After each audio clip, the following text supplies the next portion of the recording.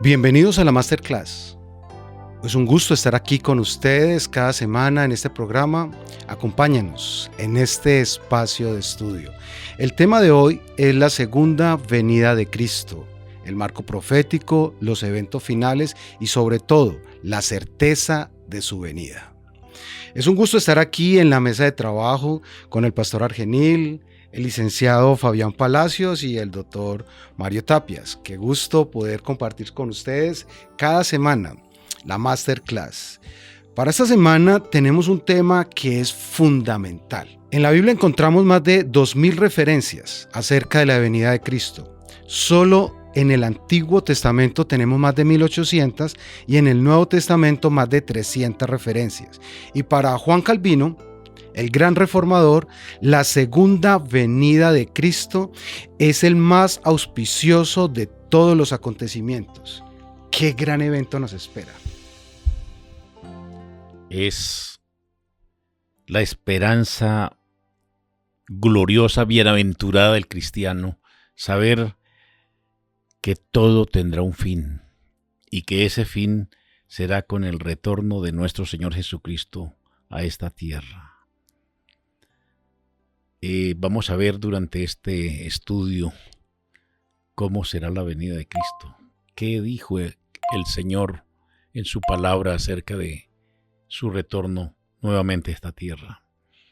Y debemos todos prepararnos para ese gran evento, que pronto Cristo vendrá.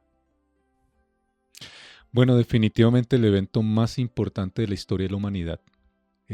Luego de su primera venida, su segundo advenimiento es la demostración absoluta de que todo lo que hemos creído realmente es verdad. Y en tanto sucede, lo esperamos con fe. Sin duda, la segunda venida es el acontecimiento que dará fin al pecado. Es donde la tierra comenzará un nuevo ciclo y como redimidos podremos desde allí empezar a gozar de todas las promesas de la vida eterna, de lo divino, de lo más allá que tanto hemos esperado y que pronto acontecerá. No se turbe vuestro corazón. Creéis en Dios, creed también en mí. En la casa de mi Padre muchas moradas hay. Si así no fuera, yo os lo hubiera dicho. Voy pues a preparar lugar para vosotros, y si me voy y os preparo lugar, vendré otra vez y os tomaré a mí mismo, para que donde yo esté, vosotros también estéis. Qué gran promesa el Señor nos hace aquí en Juan 14, del 1 al 3, y vamos a ir a la participación del oyente que justo está alrededor de este tema.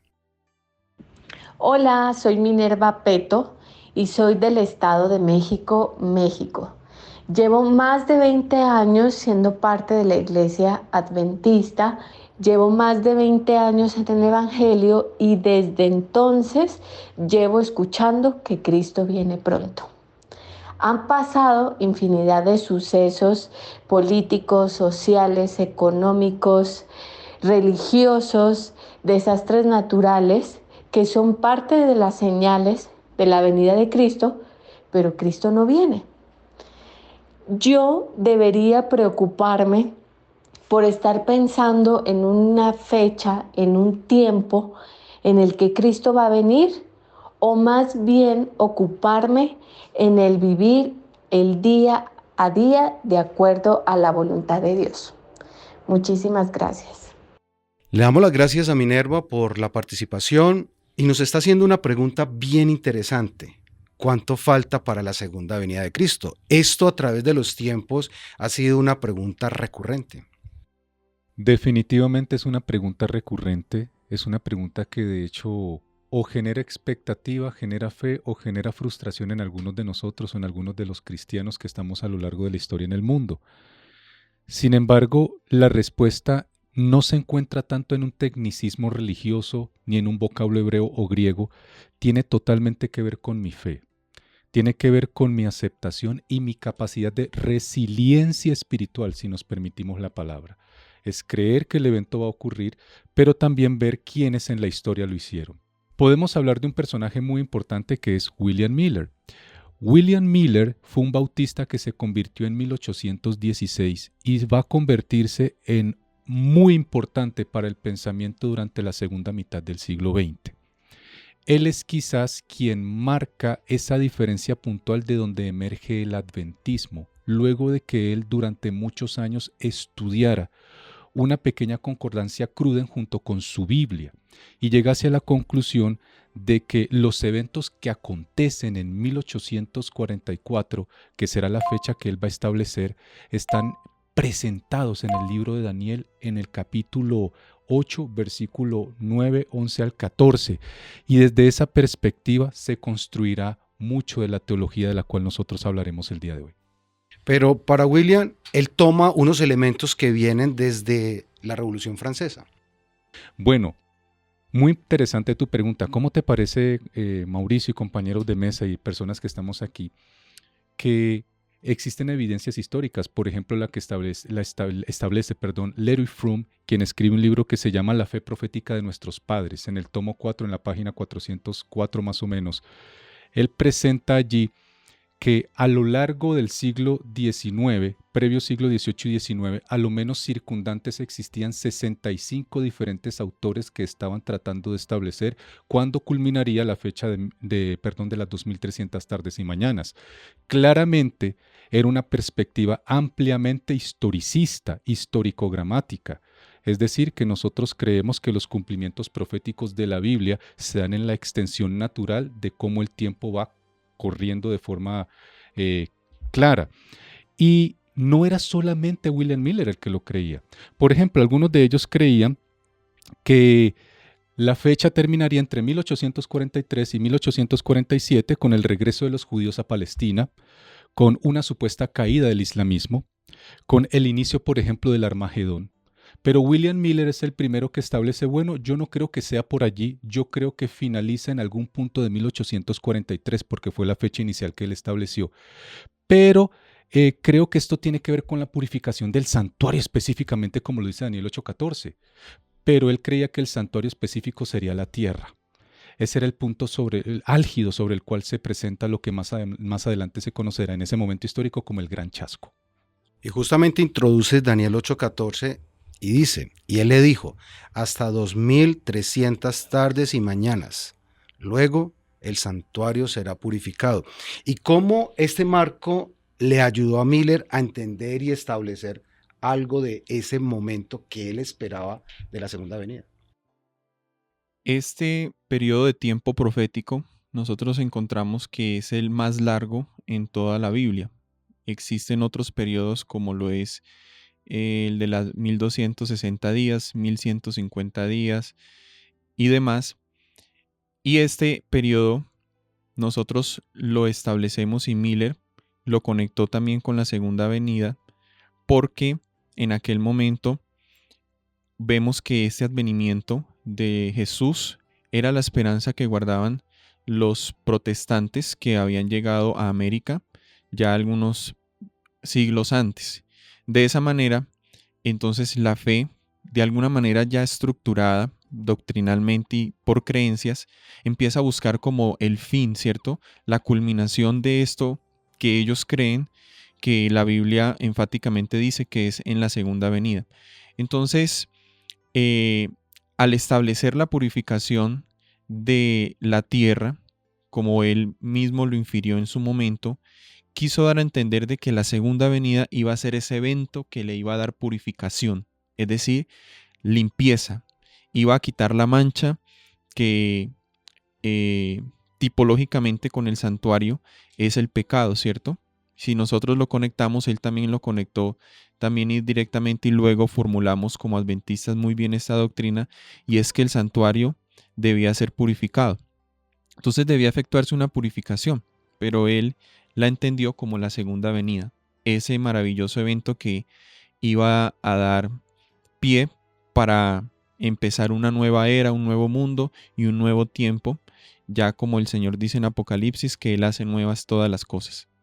Es muy interesante cómo la profecía toda concuerda y toda encaja. Y mencionabas que los 2300 días era la profecía más larga, en la cual nosotros podemos explicar las 70 semanas, 69, 490 días, 1810, y todas ellas enmarcan y cuadran de una manera perfecta. ¿Qué podríamos decir entonces de lo que guió a Miller en su búsqueda de esta información? Bueno, yo quisiera devolverme un poquito porque hemos venido estudiando esa guerra entre el bien y el mal, el gran conflicto, es lo que venimos estudiando. Los primeros 100 años la gente ansiaba la venida de Cristo Jesús por el texto maravilloso que todo cristiano se sabe de memoria, es San Juan 14, 1 al 3. No se turbe vuestro corazón, crean en Dios, crean también en mí. En la casa de mi Padre muchas moradas hay. Voy a ir a preparar lugar para vosotros. Y cuando vaya y prepare ese lugar, vendré a vosotros y os tomaré a mí mismo para que donde yo estoy vosotros también estéis. Eso en la mente de los discípulos y en la mente de la iglesia cristiana primitiva ardía en su corazón el deseo del retorno de Cristo Jesús. Pero pasa el año 100 y no vino. Y de ahí en adelante comienza unas etapas difíciles, de tal manera que se olvidaron de que Cristo iba a volver, y mucho menos en el tiempo y medio tiempo, en la persecución de la iglesia, totalmente se olvidó el tema principal de la Biblia, y es que Cristo vuelve. Tantos años. Ahora viene la reforma, vienen los reformadores y comienzan otra vez a estudiar la Biblia y el Espíritu Santo comienza a trabajar en las mentes de ellos en las diferentes partes del mundo. Y todos se enfocan en este tema. Cristo dijo que va a volver, así que vamos a estudiar acerca de la venida de Cristo. Y uno de ellos fue Guillermo Miller. Y él se puso a estudiar esa profecía y dijo, ya encontré la respuesta. ¿Cuándo es que Cristo va a venir?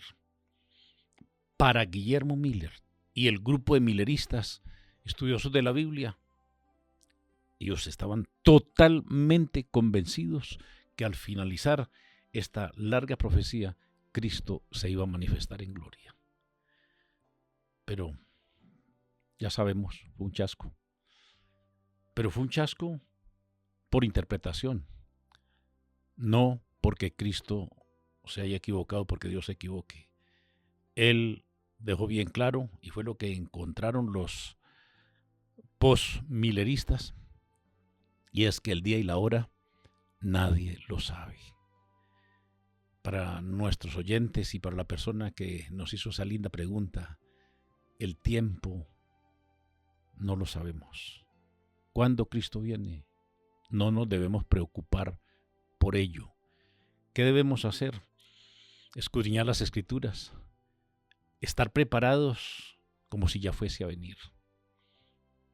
Si no viene en nuestra corta edad, porque es que a veces decimos toda una vida, 20 años, 50 años, 80 años, eso no es toda una vida, eso es un lapso de tiempo muy corto en la profecía. Pero que Cristo viene, viene. Todas las profecías del Antiguo Testamento se cumplieron perfectamente. Y se están cumpliendo las del tiempo del fin. 1844 marca ese tiempo del fin. Estamos viviendo tiempo de gracia. Pronto vendrá. Pronto. ¿Cuándo? No lo sabemos. Saben que me hace reflexionar el costo de la información o de la ilustración o de la verdad. Se ha pagado un gran costo. Repasábamos en las clases anteriores cómo fue el costo de la vida de muchas personas, y particularmente en 1844 fue un asunto de información y de interpretación. ¿Qué creen ustedes que debemos valorar hoy alrededor de esa búsqueda que ellos tuvieron para que hoy podamos tener esa luz? Nosotros encontramos que el cristianismo ha brindado en la sociedad y en las diferentes culturas lo que el hombre tanto ha anhelado desde su interior. Cuando llega el cristianismo a Roma y los romanos se encuentran con este fenómeno y que no lo pueden controlar, se encuentran con que brindan un principio muy fundamental que es la libertad. O sea, Cristo nos da libertad.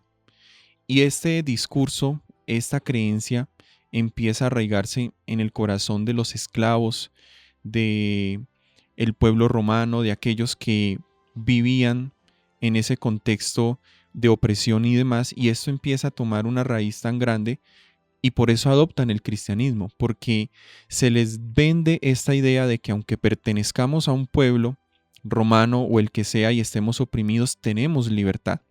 Y a lo largo del tiempo, entonces esta libertad va escalando, no solamente a través de la fe, las promesas, sino hasta llegar al advenimiento. O sea, la culminación de sentirnos libres, oprimidos del pecado, es el advenimiento de Jesús, quien nos da esa promesa directa de que el pecado acabará y de que sentiremos completamente libertad del pecado, del miedo, de la tristeza, del dolor, de todo aquello que nos aqueja en estos momentos. Y por eso es que a lo largo del tiempo esta maravillosa verdad ha encontrado lugar en los corazones de la humanidad y lo sigue encontrando en estos momentos. Y para ti que nos escuchas, no dejes de creer en esta linda promesa, porque si anhelas libertad, la segunda venida nos dará la libertad total. Con frecuencia, doctor, se ha venido haciendo énfasis no solo en la libertad, sino cómo hemos ido construyendo con información, casi que uno podría decir aquí con una profecía muy exacta, nuestro credo.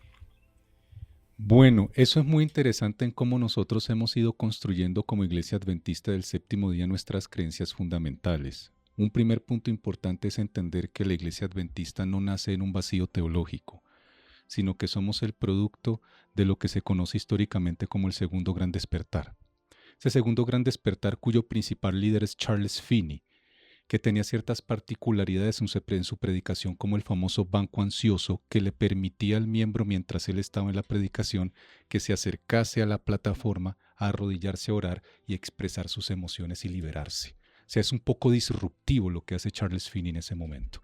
Es en ese momento histórico, más o menos 1820, 1830, que se comienza ese segundo gran despertar, y curiosamente desde 1816 ya está convertido el señor William Miller. 1818 ya empieza a establecer sus primeras ponencias teológicas, y nosotros somos ese producto histórico, ¿no?, de diferentes confesiones, y sacamos lo mejor de diferentes concepciones teológicas.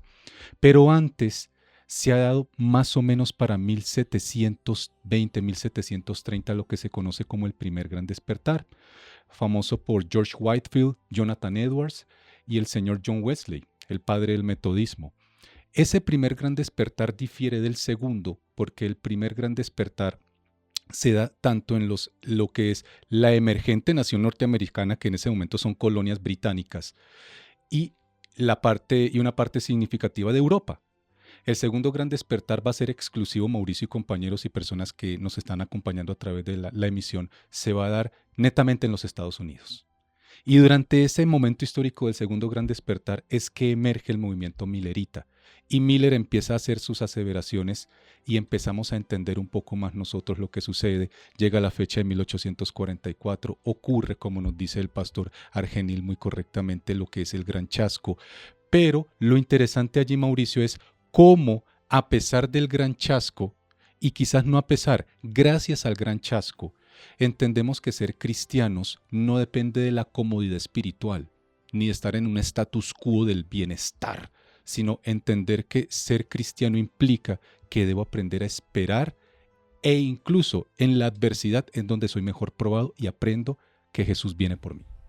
En Primera de Tesalonicenses 4, del 16 al 18, encontramos una de estas citas que nos inspiran mucho. El Señor mismo, con voz de mando, con voz de arcángel y con trompeta de Dios, descenderá del cielo. Entonces los muertos en Cristo resucitarán primero. Luego nosotros, los que vivimos, los que hayamos quedado, seremos arrebatados juntamente con ellos en las nubes para recibir al Señor en el aire, y así estaremos por siempre con el Señor. Por tanto, alentaos los unos a los otros con estas palabras. Pastor Argenil, ¿cómo se darán estos hechos de la segunda venida? Sí, ese es un texto demasiado diciente acerca de la venida de nuestro Señor Jesucristo. Vendrá con sus santos ángeles. Será visible. Me llama mucho la atención Hechos 1:10 al 11, donde el Señor lleva a los discípulos al mejor lugar donde Él acostumbraba ir, donde sus amigos, en el monte de la Ascensión. Estando ellos con los ojos puestos en el cielo, dice el texto. Entre tanto que Él se iba, se pusieron junto a ellos 2 varones con vestiduras blancas, los cuales le dijeron: varones Galileos, ¿qué estáis mirando al cielo? Este mismo Jesús, que ha sido tomado de vosotros, así vendrá como le habéis visto ir al cielo. Una triste despedida, pero con una gloriosa esperanza. Se iba Jesús.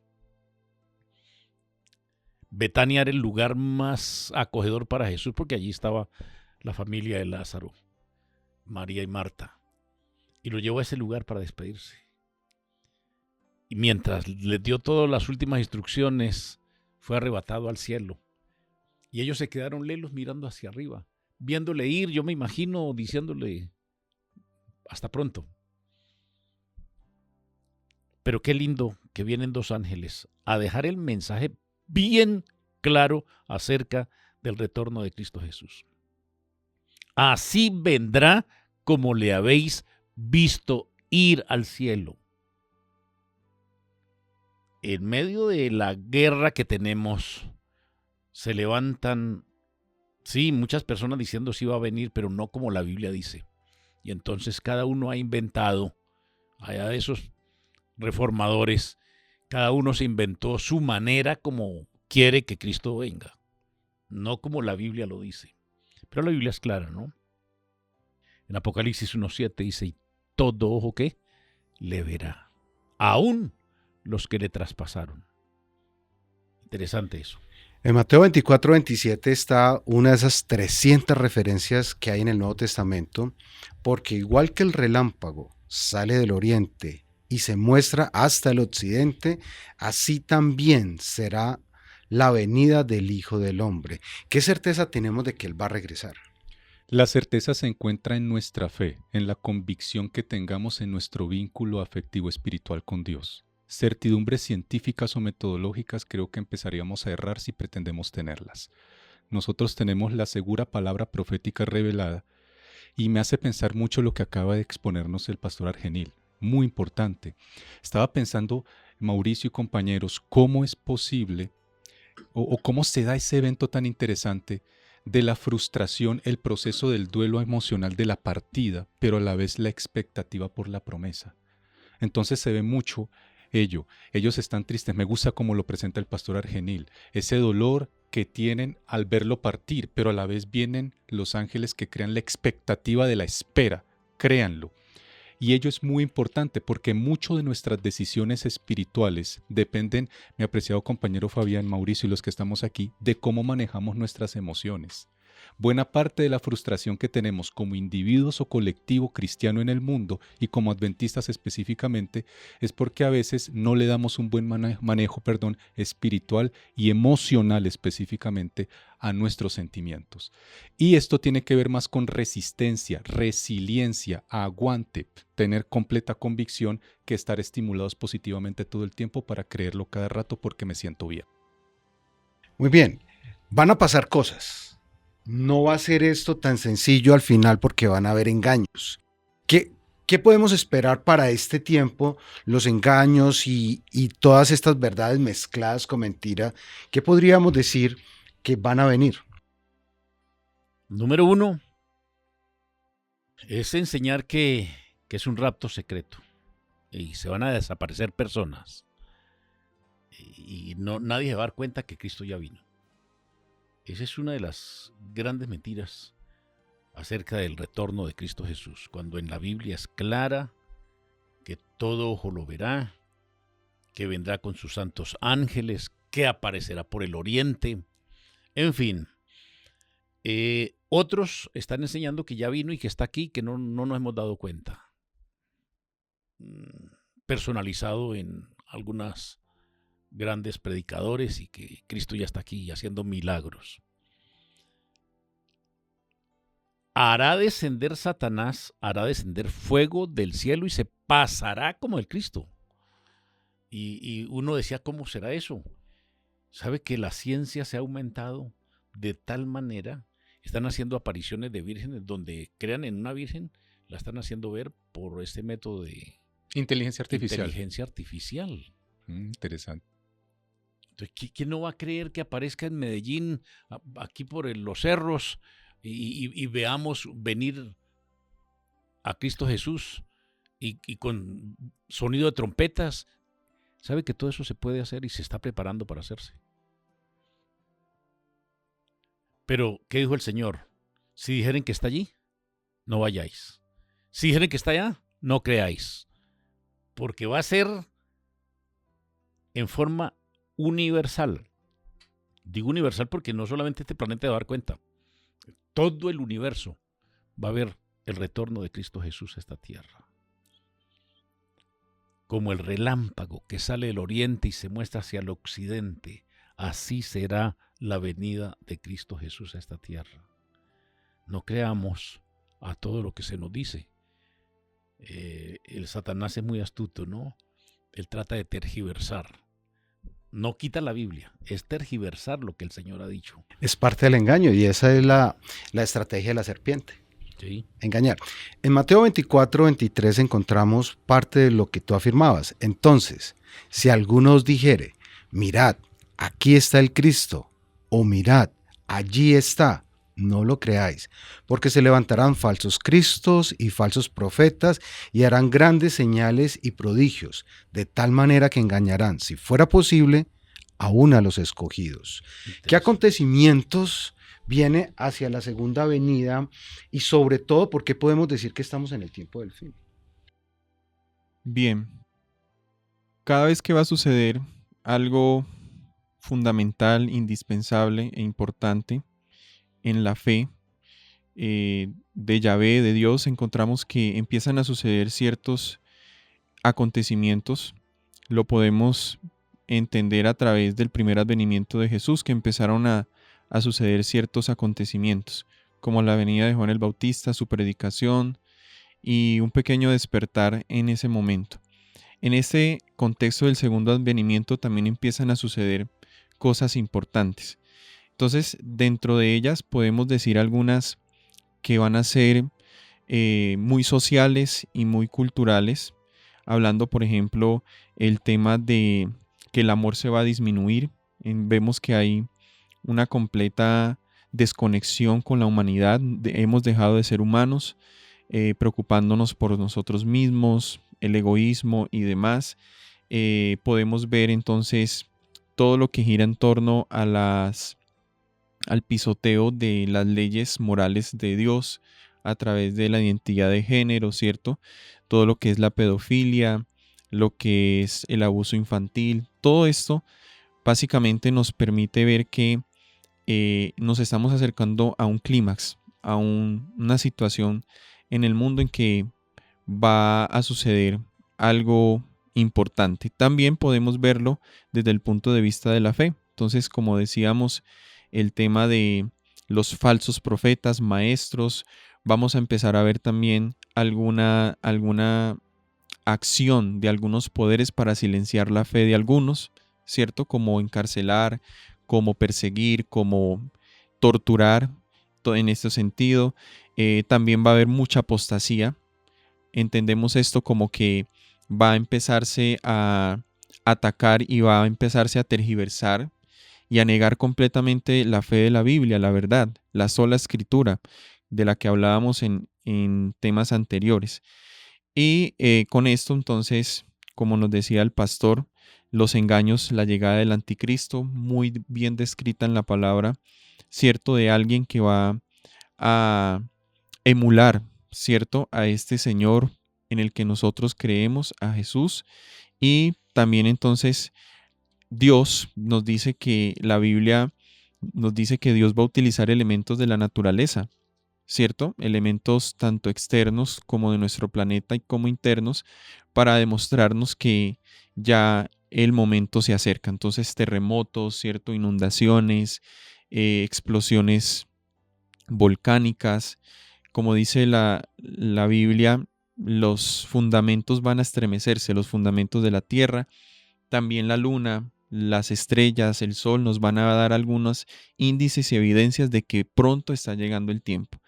Y no sé ustedes, pero esta ola de calor que vimos a principio de año es un principio de estos acontecimientos y que simplemente son señales a las cuales debemos prestar atención y creer en ellas. Pero 1844 nos muestra algo del tiempo del fin. Bueno, 1844 definitivamente es una fecha preponderante en el pensamiento no solo adventista, sino cristiano general en el mundo, porque es la culminación o el término puntual de las 2300 tardes y mañanas según Daniel 8:14, que por supuesto se estaban equivocando en tema de evento más no de fecha, porque creía William Miller junto con otros compañeros de él como Carlos Fitch y S.S. Snow, que lo que iba a pasar era la purificación de la tierra, pero definitivamente es importante. Pero sabes, Mauricio y compañeros, que lo que específicamente creía históricamente William Miller es que la fecha del comienzo del fin bíblico apocalíptico, a decir verdad, había comenzado era en 1798, el 20 de febrero, con el apresamiento por parte del general Jean Alexander Berthier del Papa Pío VI.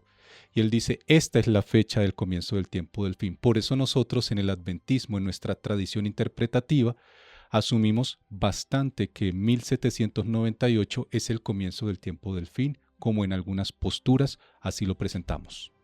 Muy bien, estamos ya en nuestras notas de cierre y podríamos terminar de contestarle la pregunta a nuestro oyente alrededor de que, ¿cómo vivo? ¿Cómo me preparo?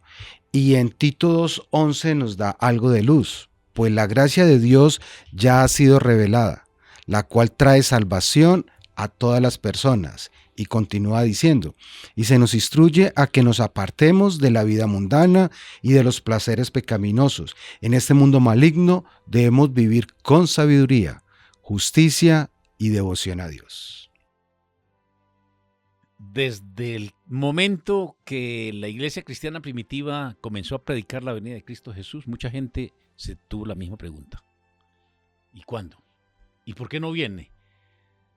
Y entonces la Biblia contesta en 2 de Tesalonicenses, el capítulo 2, desde el versículo 1, dice, pero con respecto a la venida de nuestro Señor Jesucristo y nuestra reunión con Él, os rogamos, hermanos, que no os dejéis mover fácilmente de vuestro modo de pensar, ni os conforméis, ni os turbéis, ni por espíritu, ni por palabra, ni por carta, como si fuera nuestra, en el sentido de que el día del Señor está cerca. Ojo con eso. El apóstol le dice, no se pongan que ya va a venir, que ya, y acelerando la venida del Señor. Espérese un momentico. No, que nadie os engañe, en ninguna manera, porque no vendrá sin que antes venga la apostasía y se manifieste el hombre de pecado. Y usted, doctor, lo acaba de mencionar. Tenía que la herida mortal sanar. Ser Primero, infligida y luego sanar. Claro, Sí. primero herida mortal y luego ser sanada y luego venir todos los eventos para que el Señor venga. ¿Y cuánto tiempo desde que se escribió el apóstol Pablo hasta allá? ¿Cuánto tiempo faltaba? Y sabe algo, pastor, que Dios no necesariamente esperaba que ellos entendieran eso en su momento histórico. No había un profeta que les dijese, esperen, tranquilos, les damos una explicación teológica para que estén calmados. Si eso no pasó en el primer siglo de la era cristiana, ¿por qué estamos esperando que pase ya? Sencillamente nosotros debemos esperar expectantes en la fe, inamovibles. Ese misterio de la iniquidad que sigue hablando el apóstol debería surgir y hacer todo lo que hizo en la historia. Y luego vendrá el fin. El Señor Jesús vendrá, pero tenía que cumplirse la profecía, esa larga profecía, la última, la de 2300 tardes y mañanas. Se cumplió al pie de la letra para empezar el tiempo del fin, donde estamos viendo el principio de los dolores. Si yo le preguntara a la audiencia y a mis compañeros de la mesa, ¿qué horas son en el reloj de Dios con respecto a la venida de Cristo Jesús? Creo que estamos viviendo la última etapa del tiempo del fin, principio de los dolores. Tampoco han llegado los dolores. Y hace referencia a la mujer de parto. Al principio los dolores son pocos, de largo tiempo, del uno al otro, pero a medida que se aproxima el parto, se van acercando más los dolores y son más fuertes. Todavía no estamos viviendo ese periodo de los dolores. Cuando vengan, debemos depender solo de la mano del Señor. Fe, confianza, en medio de las luchas, de las pruebas. ¿Qué ha de venir? Vendrá y no tardará. La mejor promesa que podemos tener como nota de cierre se encuentra en Apocalipsis 21. Entonces vi un cielo nuevo y una tierra nueva, porque el primer cielo y la primera tierra habían pasado y el mar ya no existía más.